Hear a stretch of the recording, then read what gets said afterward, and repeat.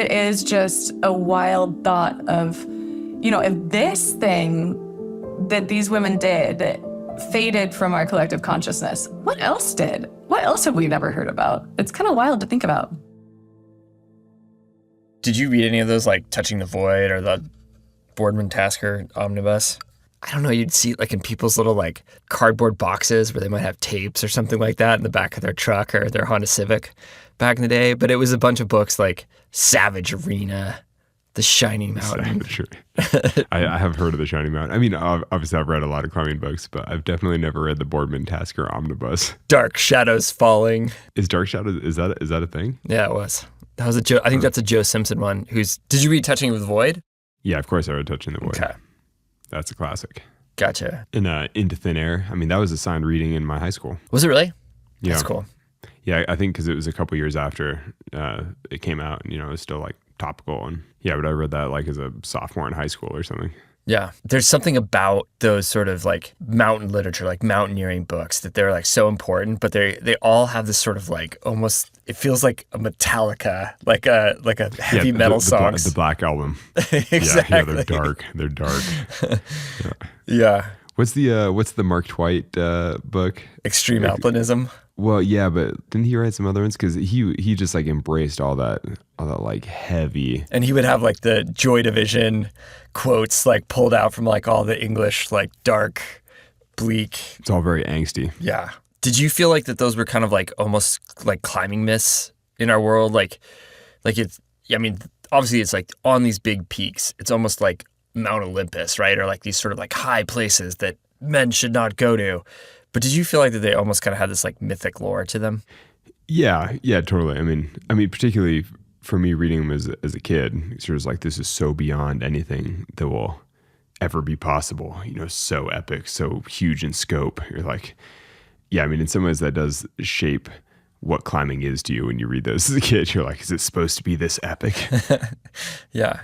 And now, knowing what you've done Mount Vinson, you've done your fair share of slogging in snow. Like, how do you look at them now? Oh, now I see it as decidedly less glamorous, or a little less epic. I don't know, but yeah. But also, you just see the sort of epic stories are just the stories that got told. It's like you could tell different stories. You could tell stories in different ways. You could tell stories with different casts and characters. You're gonna like it have a totally different feel to it. Yeah. Do you think there were stories left out from that era? Right? Like, because like there's the things that make it into print, right? But our community's changed a lot. Do you think that there were stories that were left out? Yeah, for sure. I mean, I just think it's interesting, like which stories become mythologized or not, like which stories become myths, and who decides which stories become the myths, like which stories become big. Like why is Mark Twight, like why are his books and like why is that angst still part of climbing canon? It's like, why is that a thing? It's like, I mean, I guess because of an influence, but like, why did it have an influence? It's just hard to know. Like, why didn't we choose different stories about different people? Mm-hmm. Yeah. So today we're going to go back to 1970, a year that feels like on one hand, not that long ago, but in reality was probably a lifetime ago. Author Cassidy Randall pieced together this truly epic story of the first all-female ascent of Denali in this incredible book, 30 Below. Yeah, it's an amazing book. I mean, each of the women involved in the climb have incredible backstories. And actually, I think the thing that I was most struck by reading the book was just how different the climbing world seemed back then, even though it's not even that far back. It's like, it's not like ancient history. This is still lived history for many of our peers. And yet when you read it, you're just like, this is a completely different world. And it's such an incredible story, and one that I'd never heard anything about. And I was kind of like, how is this not a story that I grew up hearing? Like, how is this not part of, climbing canon? Like, why is this not a thing? We try to answer those questions. Yeah, let's see if we find out. I'm Alex Honnold. I'm Fitz Cahall. This is Climbing Gold.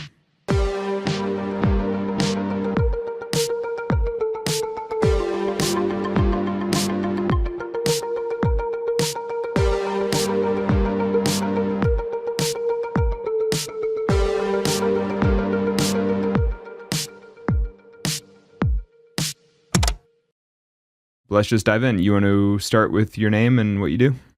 Yeah, my name is Cassidy Randall, and I am a freelance writer and author. And what have you recently written? I just wrote a book that's hitting shelves March 4th, and it's called 30 Below, the harrowing and heroic story of the first all-women's ascent of Denali. And how did you find this story? I wish I had a really great story for how I found this story, but I am going to credit my agent who has this magical ability for finding good stories and then an equally magical ability for championing the hell out of them. But she sent me this National Park Service blog post probably about 2 years ago now on a snowy morning, much like this one. It's -1 here in Missoula right now. And I clicked on this blog post and it transported me to a different snowy world 50 years ago on the slopes of Denali. And it was about the first all-women's ascent of Denali. And it was just a 500-word blog post. And it, at the bottom, linked to Arlene Bloom's website. And many years ago in a previous life, I worked in environmental health and I knew who Arlene Bloom was as a chemist. I'd worked with her on a few things, had no idea that she was also a famous mountaineer. She's very humble about that. And I also had been writing at that point when my agent sent me this blog post about women's issues in the outdoor world and the adventure world for years. And I never heard of this climb and was fascinated about why, because a little more research uncovered the fact that it was the first all-women's ascent of any of the world's high peaks. Like, by 1970, we had sent men to the moon, and women still hadn't stood on the highest points of the earth. And why had nobody talked about this? And digging a little deeper, I found out that Arlene was still alive in Berkeley, California. Of this 6-woman team, another woman who's a Kiwi climber, Margaret Clark, was still alive in Christchurch. And that there were some extensive archives on Grace Hullman, the woman who had led the climb, this Alaskan mountaineer and doctor. And kind of just spun out from there on how fascinating it was and who these women were and why they wanted to do this. Yeah, so I read the book, which I thought was awesome, which is why we're chatting today. I thought it was an incredible story. And so I feel like we should at least give a brief overview of the story and what the women did and just, I don't know, just because it's such an incredible tale. But I'm actually personally more curious about how you went from reading a blog post and kind of hearing, that this is an incredible thing to, how do you then craft that into a feature-length book, and a good book, that's an incredible story. I mean, the whole story is quite dated at this point, and yet the book is quite fresh and captivating. It's cool. It reads like a thriller. So how did you get there? How did you turn an old climbing story into a fresh new book? Definitely. What I think about it was a feat of mental acrobatics, I think. So I should hold it up and show you this binder that's, this big, probably 4 or 5 inches thick, which is just correspondence that I put together from all these different archives. And I think about people trying to write books in the future about our time now. We don't keep any correspondence, right? I mean, no, it's all in our Gmail. Yeah, you trash it. How would somebody put this together? But these women, I swear they never even used a phone. I mean, clearly it was 1970. Phones were available. They were writing back and forth to each other just constantly and with other climbers. And a lot of the records of the time, obviously, are so much easier to find because we printed everything at that point. You had to keep a lot of records. So, and just the way that people kept things is amazing. I mean, Arlene gave all of her files to Stanford to archive, and she's got journals from when she was 12, right? And letters from when she was 18. And it's amazing what people kept. So going through her archives, she also actually had Dana Isherwood's journal, who was one of the women on the team from the climb. Dana had died in 2022, and I didn't have any background on her, really. And even some of the women on the team, Arlene didn't really know much about Dana's background. So she doesn't come into the book until later because she kept this great journal. But even Arlene had that. And so to just think about that, do you keep written journals from your climbs, Alex? I mean, maybe you should start. Well, I do actually have every climb I've ever done from 2005 onward written down. So I do have pretty extensive physical journals, but with none of the emotional side of it. It's just names, grades, places, times, and things I should have done better. Should have brought more food, or climb faster or whatever. But maybe give us a brief overview of the women involved and what this expedition meant. What does it mean to do the first women's ascent of Denali in 1970? Yeah. And actually, maybe I'll preface this by saying that I think the thing I was most struck by your book was just how different the climbing world was in 1970 versus now. Because I think of 1970 and you're like, oh, 50 years ago, it's not like that long. You know, my parents were alive. Like it's all, I don't know, it feels somewhat recent. And yet reading your book, I was like, wow, this is worlds away in terms of, you know, everything. So maybe just explain the context a little and who these women were. So I agree with you. That was one of the astonishing things to me is that 1970 is very modern history, right? And yet there was this popular narrative at the time that women just could not do this. Nobody even knew if it was possible, which is just wild to me. It's not that long ago. And so there was this popular narrative at the time that women were incapable of even withstanding high altitudes physically and mentally, that they couldn't handle the elements, you know, of a storm-ravaged mountain. They couldn't carry these heavy loads. So in 1970, mountains were still being scaled siege style rather than the light and fast alpinism we have today, where you just carry everything you need in one backpack on your back, maybe even gear drop if you're out for a long time. But I mean, these mountaineers would have just boxes of gear and food that you would ferry up to higher camps, right? So just enormous loads that you're carrying day after day. And not to mention that every aspect of their kit was much heavier then too. No like kidding, the gear's yeah. heavier, the food's heavier, everything's heavier. I know when you reading the book, like seeing the shuttling loads back and forth, I was like, oh my God, that is just soul-crushing labor. It's like insane. And the photos of the snowshoes that they were using, they're like 4-foot monstrosities that I can't even imagine hiking with. So the idea that women could do this was so outlandish, but it wasn't only that. There was, in 1970, still existed in these pockets of the world that if a woman had achieved a route or a summit without a man's help, that it was too easy for men to ever do again.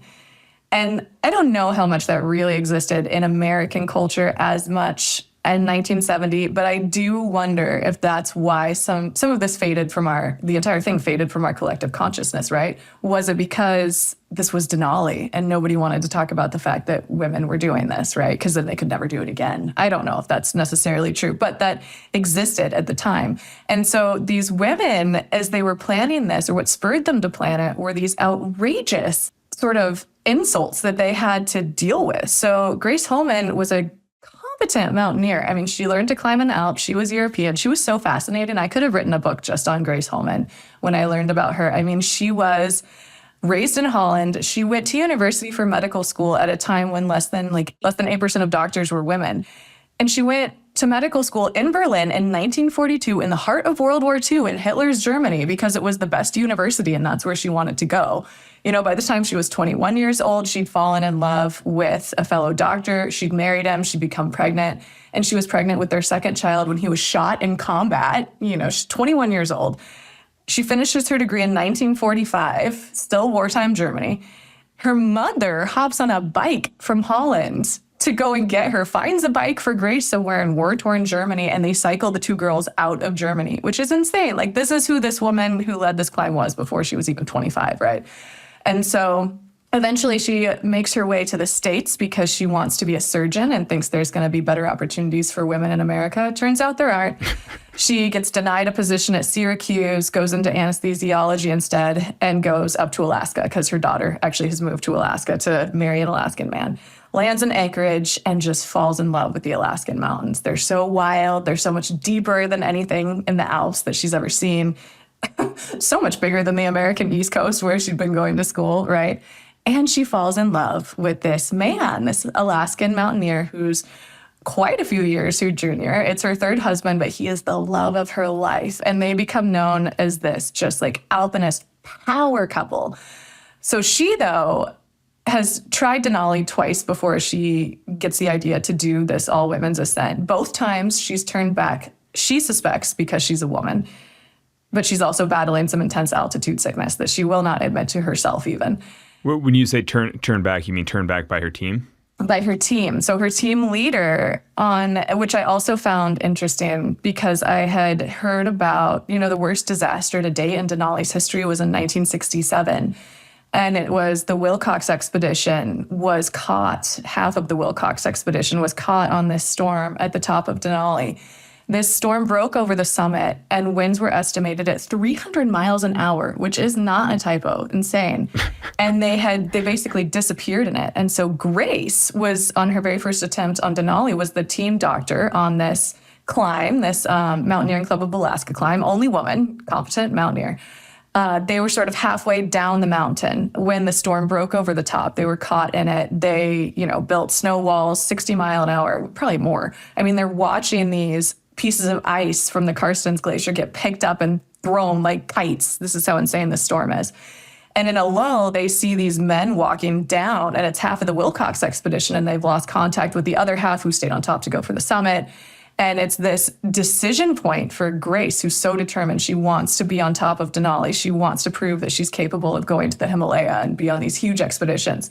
But she's also suffering from altitude sickness, which she won't admit to herself even. She thinks it's because maybe she's pregnant with this child by the love of her life. But the team leader, who definitely was sexist and, was acting towards her in some sexist behavior, also knew that he had to get to the top to go and find those men if he could help them, and Grace could not go on. So he gives Grace this ultimatum and says, you either go down with Joe Wilcox now, the leader of the team who's going down to find help, or you come up with me to find those men, which is this huge decision point for her. So she's turned back then, and she's turned back again by her husband later on, who goes up in a humanitarian expedition to try to find the bodies of the men, which was a huge blow for Grace. But what was the very clear barricade for her because of her gender was this expedition a couple of years later that Vin was invited on to Dhaulagiri 1 in the Himalaya. And Grace had more... Vin being her husband? Vin is her husband, her third husband, who's the love of her life. And he was just this very famed mountaineer. He put in new routes on Mount Logan. He did the first ever traverse of Hunter and Denali.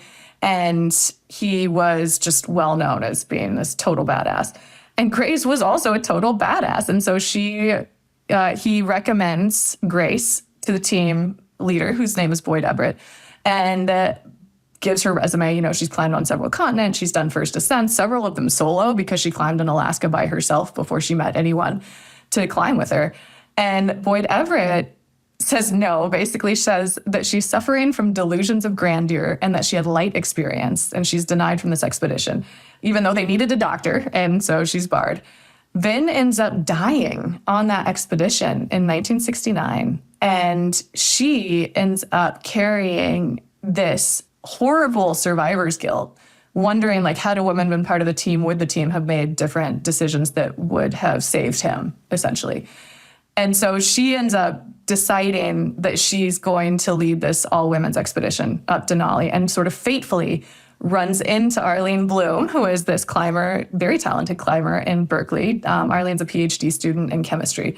And Arlene had also been barred from expeditions, very competent climber, for just blatantly stupid reasons. One of them was this idea that the presence of a woman would be unpleasant on the ice in excretory situations.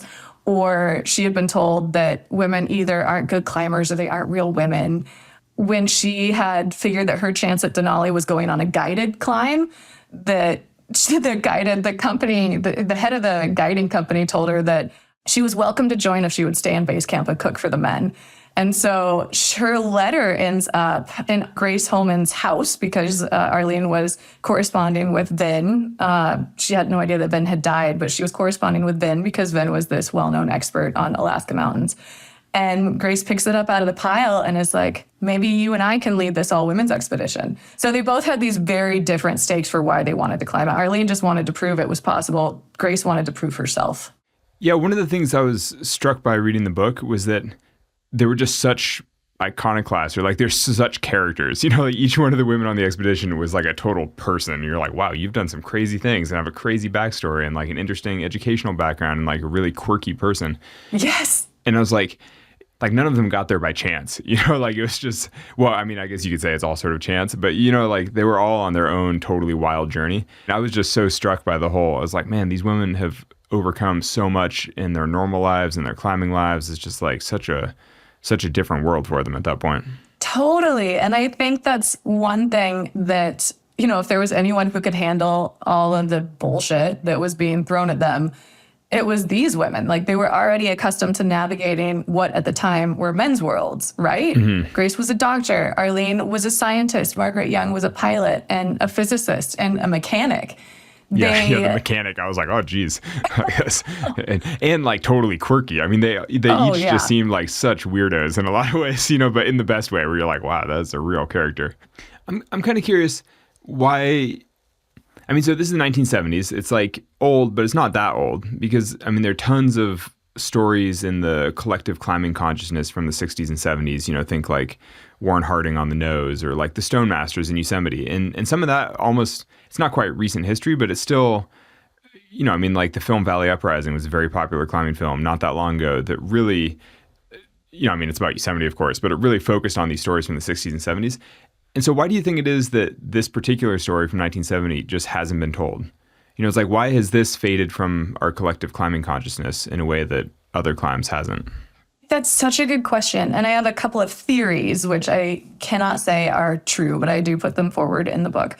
One is it happened right before second wave feminism hit the map.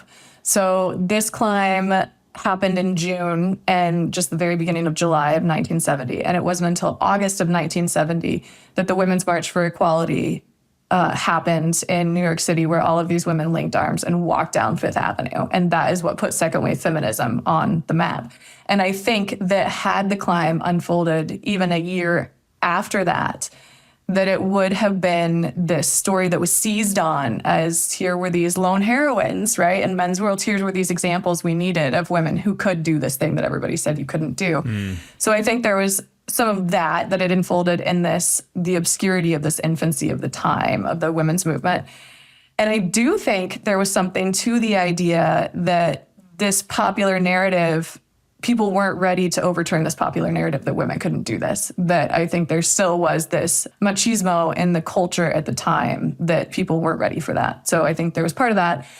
I also think there's no indication that any of these women wanted massive publicity, but they did know that if they screwed up in any way, they were going to get massive publicity, which was this interesting line to walk. So that's like that's the opposite of so much modern climbing, where they're trying not to make a splash, but they're worried that if they fail, it's going to make a big splash. Yeah, nowadays, exactly. Like nobody's worried about failing, but they're like trying to make a splash by achieving something. That's so true. Yeah, it's so interesting to think of, a climbing achievement like that totally flipped on its head. Totally. Where it's like, oh, they're just trying to do it in anonymity, but they're afraid of failing.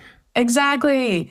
Yeah, and so I think that the women's immediate communities knew what they had done, but the greater community didn't. I mean, there's this great example of 2 years later in 1972, Arlene Bloom picking up the newspaper and reading with astonishment about the first all-women's attempt on Denali in this major paper. And the reason it was covered was because a couple of these women had died in the attempt. They hadn't done it. I think that is just an indication of sort of where we were at being ready to upend popular narratives at the time. That might also be slightly a product of information of the time, where if it wasn't covered in mainstream news, then nobody's going to know about it, because there's no easy way to disseminate that kind of, unless one of them had written a book or something, like who's going to find out unless they really try to publish it. Right, so, yeah. It's not like random regular people are reading the American Alpine Journal. And do you think that any of the women involved in this 1970 ascent of Denali, I mean, were they motivated by general feelings of feminism, or was it strictly a climbing achievement? Or, it's like, I mean, I know that they each had their own things to prove to themselves and to others, but, I don't know, what do you think as a team, like what their motive was? I think Arlene was the only one who was motivated by general feminist feelings. And I think that was because she'd been told no so many times that she was just pissed off about it, frankly. And so I think she was the only one overtly who really was like, I am doing this to prove everybody wrong about women in general. I think Grace was motivated by proving herself, and because she wanted to prove that she belonged on bigger expeditions, and that women, I think, in general could belong on bigger expeditions. But she was very motivated, I think, by proving her own capability. And she even wrote in the American Alpine Journal of the Climb that they didn't do it for feminist purposes. They did it to prove that they could do it specifically, which was really interesting. We're also at a time, right, when you think about it, like women's lib was a dirty word. So a lot of people didn't want to be associated with feminism. It wasn't something that was, widely accepted as a cool thing. I mean, even now. I was like, is it now? I'm like, I don't know. No, I mean, that's why we still have that baggage even now about that. There's different ways that we have to say it, right? Because words just get so loaded. We'll be back with more after the break. Dude, I just had like one of my favorite jackets just totally explode. You test a lot of the gear for the North Face. Does it hold up?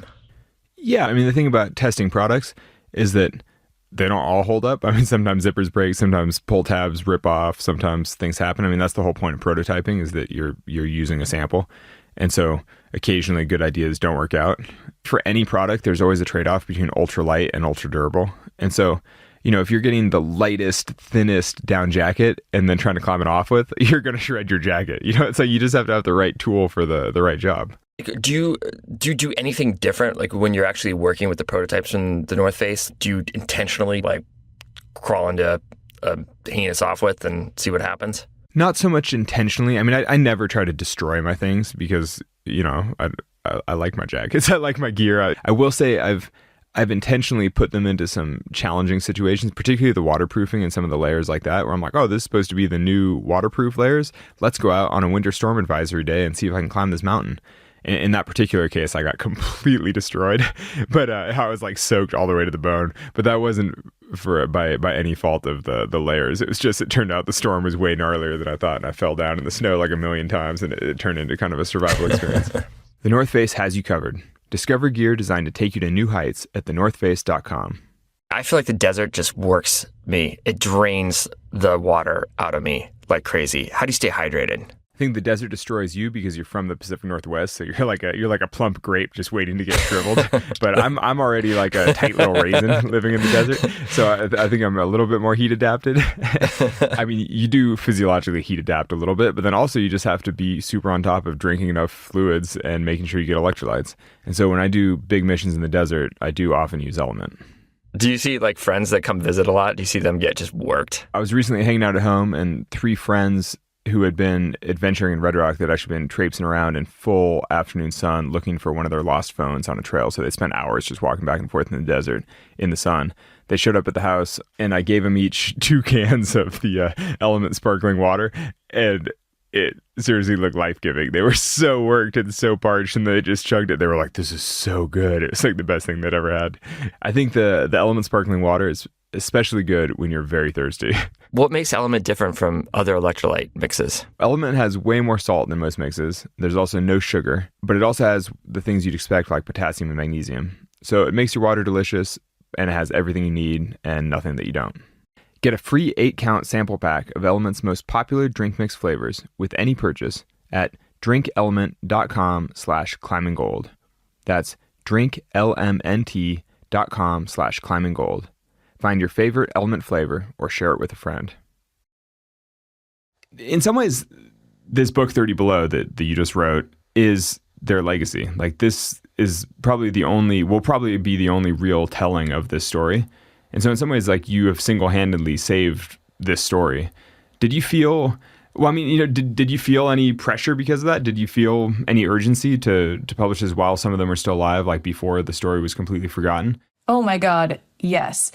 And I think a lot of that comes from my experience kind of telling some other stories too, where, so to some extent still, we exist in a place where women often aren't allowed to be complicated. And particularly in 1970, God, women were not allowed to be complicated, right? And there are specific roles that women were, and still to some extent are, allowed to play, right? You're allowed to be the lone heroine or the damsel in distress or the princess or the witch.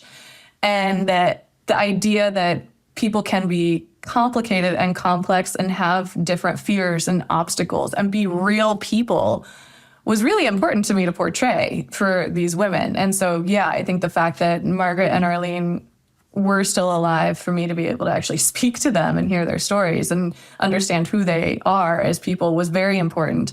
And to have them be able to review it, right, for accuracy and perspective. And that's huge. But yeah, I definitely felt this responsibility to tell it well and tell it in a real way. I mean, I kind of hinted that towards the end that some of these women, by the end, they're not likable necessarily, right? And there are like Grace nobody's in particular.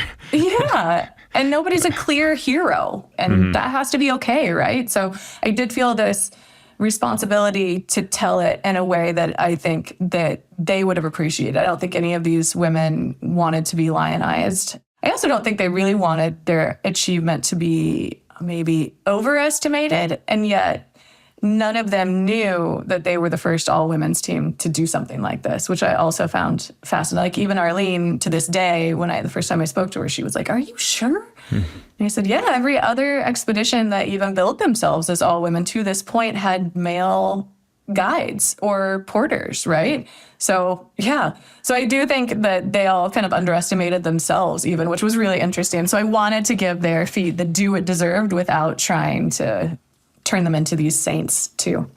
I mean, so what was that like for these women shuttling loads? I mean, or maybe just a high level overview of like, what's the amount of toil involved in their expedition? Yeah, well, I think it's interesting because you can contrast it with the first time that Grace went to Denali in 1967. She did it by this route that nobody does anymore, and people even then were trying not to do anymore, where they started from the end of the Denali National Park Road at Wonder Lake and hiked to the mountain, as opposed to being flown from Talkeetna the way basically everybody is now, where you get flown straight into base camp at just below 10,000 feet.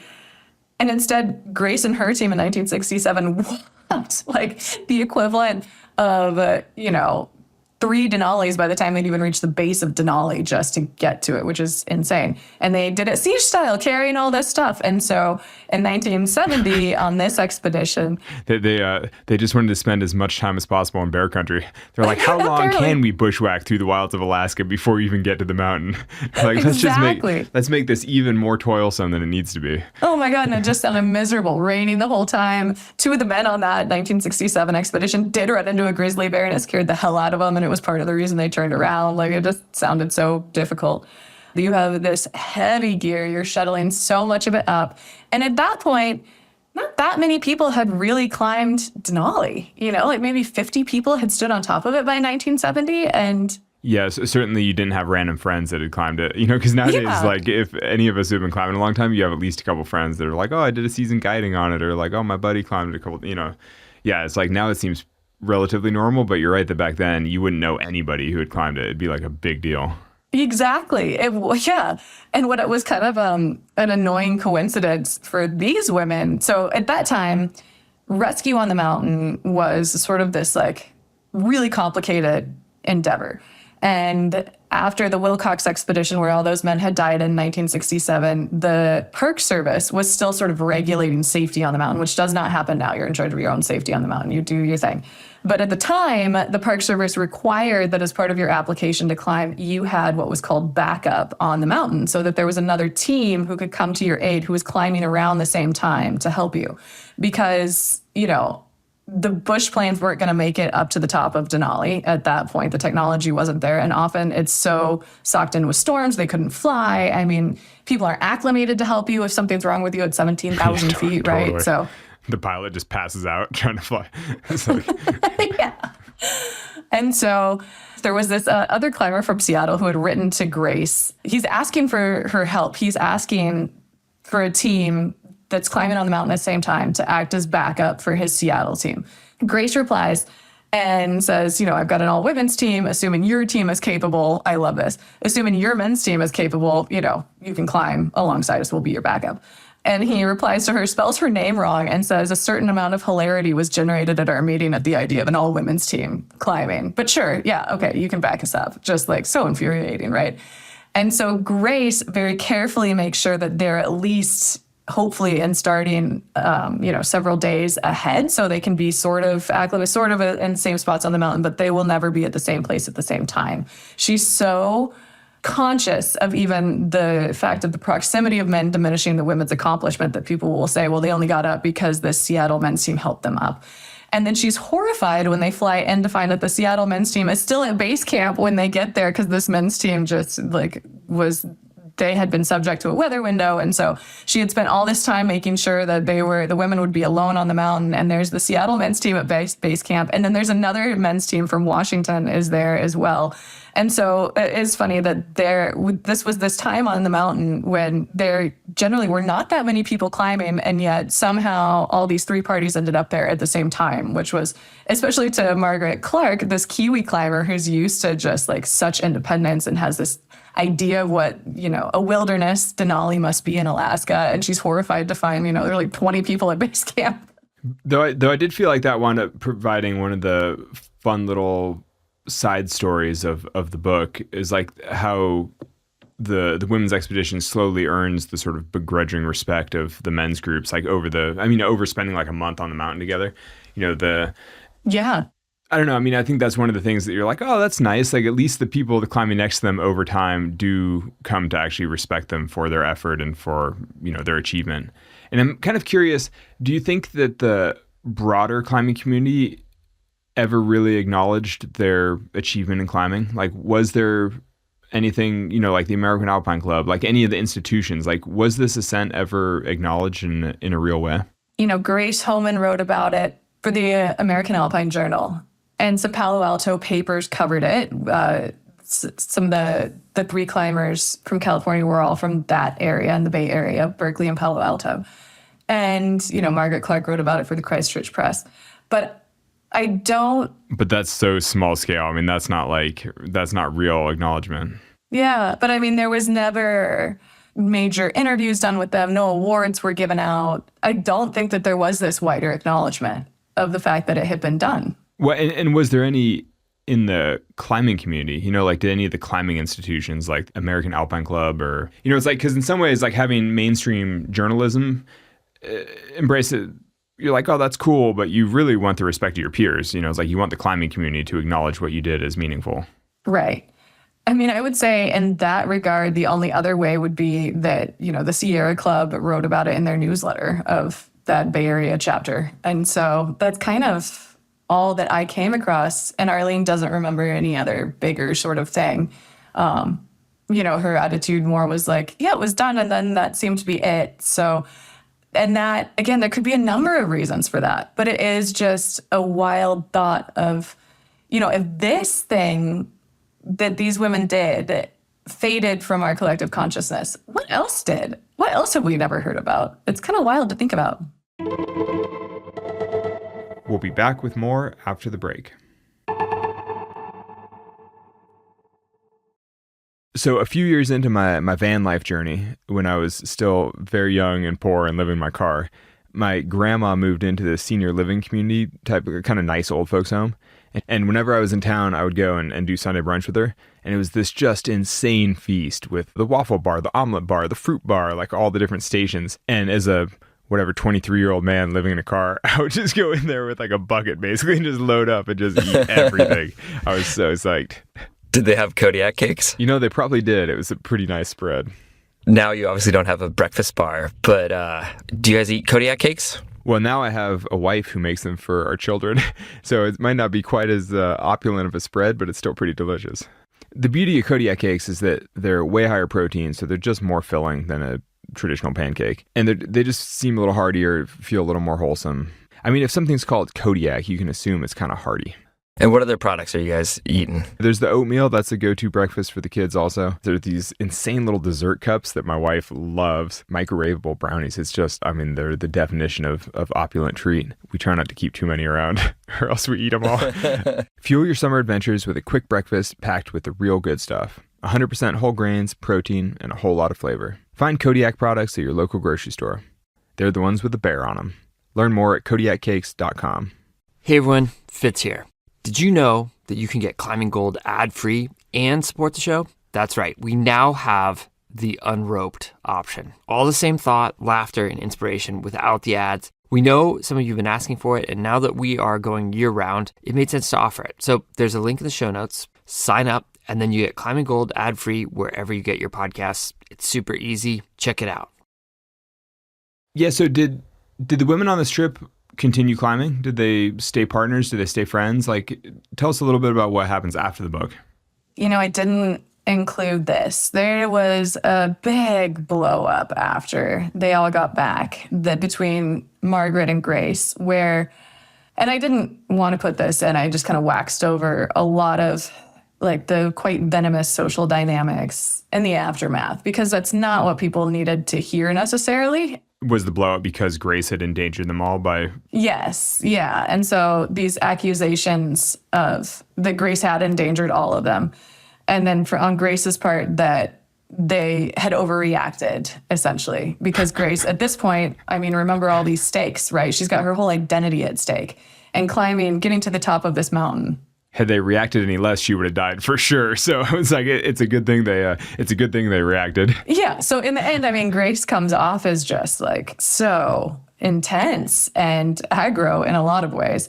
Which in some ways I kind of like that in some way though, because and this is the interesting thing about talking about, new wave feminism or whatever, like women's expedition, but that type of behavior seems so normal in men's climbing literature.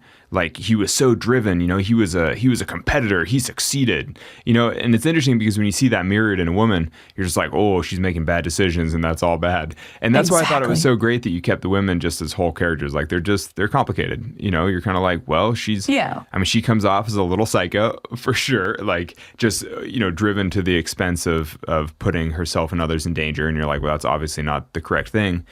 But like how many other alpinists out there are like that? Like how many men have made those same choices and often killed their whole team? Yeah. So you're kind of like, I don't know. It's like kind of nice to see that in a women's team too. You're just kind of like, well, that's the nature of alpinism. Some people take it a little too far. And I also think about the fact that at the time, Arlene was so young. She was in her early 20s and totally. We don't all know how to communicate very well in our early 20s or how to handle conflict. Particularly when the real expedition leader, Grace, is in her mid-40s. She's like a surgeon. She's all well, not a surgeon, I guess, but a doctor, and she's all hardcore. Yeah. And you're just kind of like, man, it'd be so intimidating trying to stand up to her. Oh, man. And she's like old world European with like an accent. It's like all kind of scary, Exactly. Yeah. Like super hard to get to know, really guarded in a lot of ways. She seemed very stern, like a hard woman. She has this wild line in her journal that just is so telling, that's easy to forget about.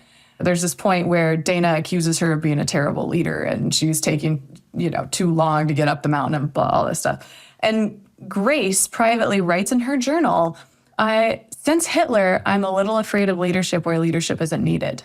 And you're like, oh my God, that's right. Like she has this like World War II Berlin in the midst of Hitler's Germany experience where you're like, oh yeah, I forgot about that. Holy moly. Like what a perspective. That's crazy. So then it's just, wild to think about how these women would mesh with such crazily different backgrounds. But to answer your question, a lot of them did not climb together. Again, Margaret and Faye were, fast friends until the end, the Australian and the Kiwi. And Arlene did go and visit Margaret Clark, and the two had climbed together. Margaret went to the Bay Area after. Margaret Young didn't really climb with anyone else after that. Dana was kind of known for being kind of difficult to climb with, even though she would lead several expeditions after that. But she was known for just kind of leaving people in her dust and not really caring if she did. And so, no, only a few of them became fast friends after that, which, was probably, again, totally normal. But it's wild because we want there to be happy endings. You want things to be tied up in bows, right? And you want everyone to be a good person that you can root for. And that doesn't always happen. It's not real life. Yeah, did any of the women become role models or kind of mentors to other women in the climbing community? So Margaret Clark, in some ways, helped to usher Lydia Brady, who was the first woman to climb Everest without oxygen in the 80s, and helped break down some barriers for Lydia, which is amazing. Arlene is still a model for women in climbing. Like she led the first all-women's climb up Annapurna in 1973 after that, on which 2 women died, which Arlene still obviously has trauma around, took very hard and personally and had a really hard time with. But yeah, she trained so many women like Annie Whitehouse. And then the others, not as much, really. I mean, Grace didn't live long after the Denali climb, so. Yeah, how'd she die again? Yeah, it was interesting because there is this whole thread throughout that Grace has this survivor's guilt after her husband Vinton dies, right? And she actually says at one point out loud that she wishes she had died with him. And so it leads to this certainty in Arlene's mind as Grace is stubbornly, staggering up to the top of Denali, like, oh my God, does she not care about living since Vin died? She's going to die on this mountain. She will summit and she's going to die on this mountain. She's going to take us with her. And which is the worst kind of partner to be tied to on a rope. When you're like, this one is going to her death, you're like, oh my God. Yeah. But what's so interesting is I got to talk to Marianne, who is Grace's daughter, who lives in Alaska, who's still alive. And Marianne has this great perspective on her mom, a very realistic perspective on her mom, but also a different one than most people have. And she said, my mom was a doctor. She spent her life saving people. There is no way that had she wanted to die, she would have taken people with her consciously. That's not true. But then what was really interesting, so in 1972, Grace ends up dying on an Alaskan traverse with 2 other men. And she takes this different route than one of the men goes high. She wants to go low, and the younger man follows her. And this avalanche cracks, takes Grace and the younger man with her, and their bodies basically are never found. And there's this speculation in the Alaskan climbing community that she did it purposefully, that she was looking for this way to join her lost love. And I'm talking to Marianne about that, and she said, that is absolutely ridiculous. My mother was a doctor. Had she wanted to die, she had access to so many ways that she could have done that, essentially, that were far less painful, and she never would have knowingly taken someone with her, which is really interesting. So I think Grace, the way that Grace went was actually really tragic. Yeah, just that's what happens in the mountains, the occasional avalanche accidents, particularly then. What do you feel like you learned from this story?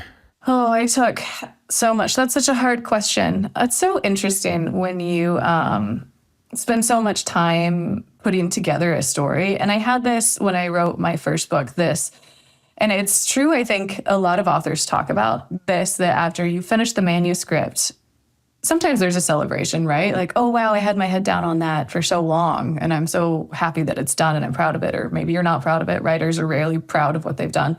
We're very self-critical, totally. I think. Totally. Yeah, it's normally more like, oh God, what have I done? This is a disaster. So you have to wait until it actually gets. Yeah, exactly. You're like, oh no. But I actually was kind of depressed after I turned it in because I'd spent 2 years recreating this world and this narrative and being in it. And it's so wild to then leave it. And so I think what I took from it was this deep responsibility of, my God, I hope I did a good job. So I think what I learned about it is more about that weight of telling stories about things that are fairly important, about boundary breakers and doing it justice and all that. Like, I have so much anxiety around this book release about whether anybody will even read it, because I think that these women deserve to have their legacy told, right? And people deserve to know about it. But otherwise, I mean, I think I take this idea that to I think be graceful with people, to be more gracious, I think, is one of the things, and trying to get inside the heads of these women who outwardly maybe are not that likable, and trying to figure it out. I would say that was probably the biggest thing. The surviving members of this expedition, have they read the book? I mean, what are the responses from the women involved in the expedition? Yes, Margaret has read it. I gave both Margaret and Arlene full drafts because I wanted them to, make sure that I was telling it well and accurately from their own perspectives, at least. And Margaret really liked it, from what I could tell anyway, and said, thank you for telling it, and gave me really great insight on Faye. And I think the process of it for her, she really enjoyed. Like, we reconnected with a lot of old climbers in New Zealand that she hadn't talked to for so long, to try and reconstruct Faye's life, because so little exists of that. And so that whole process for her was opening this door that had been closed in her life just because she had been she's getting old and losing a lot of the faculty physically that she used to have. So that process for her was great. And she mostly, I think, so to my knowledge, very much liked it.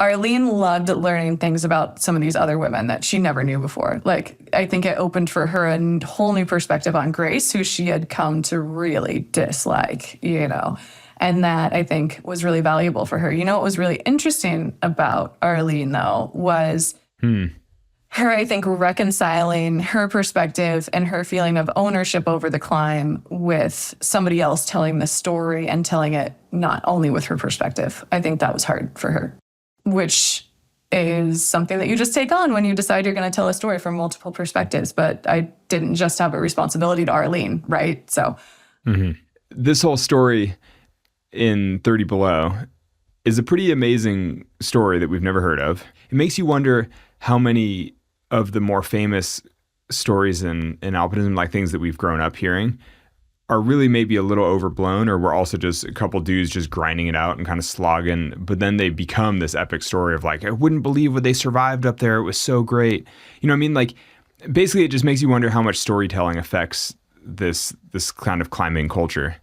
Does it make you wonder how many other climbing stories were maybe not that cool to begin with, but just got buffed just the right way, or got polished in the right way, or just because it happened to be it was the right guy at the right time, and he like made it seem cool, and so then mainstream media got a hold of it, and you know what I mean?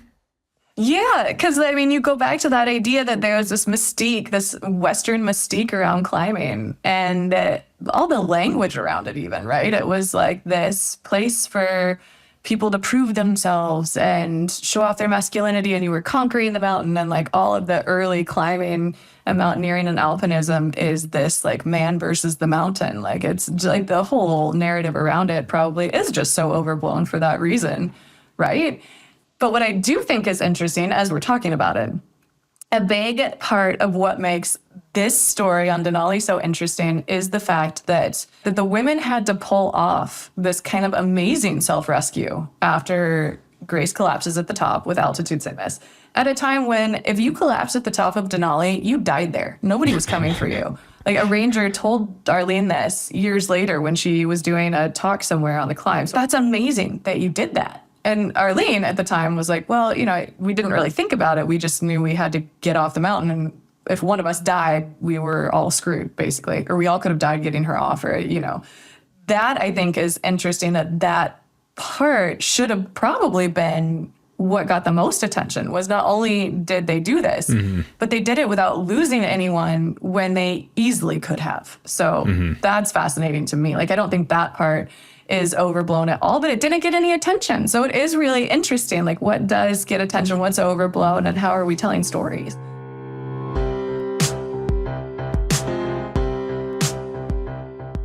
Thanks, Cassidy, for sitting down to chat with us. 30 Below is out now on bookstore shelves. It's a great read. Check it out. Hey, have you heard that you can get Climbing Gold ad-free? I know a few of you have been asking, and so this year we've made that an option. We are calling it Unroped. Get it delivered to all major podcasting platforms. It's super easy to do. The link is in the show notes. We are grateful to our sponsors, but we also get it. We listen. We heard you. Sign up. Link is in the show notes. Climbing Gold is created by Duct Tape Them Beer. Alex Honnold is our host. Our production team includes the talents of Skylar Perwins, Marco Seiler Gonzalez, and Evan Phillips. Our creative director is me, Fitzcahall. Today's music by Matthew D. Morgan and Brendan O'Connell. Will Taylor handles our ad sales. Our executive producers are Jonathan Retzik and Ben Endy for RXR Sports, and Lacey Hendricks and Becca Cahal for Duct Tape and Beer. Thanks for listening.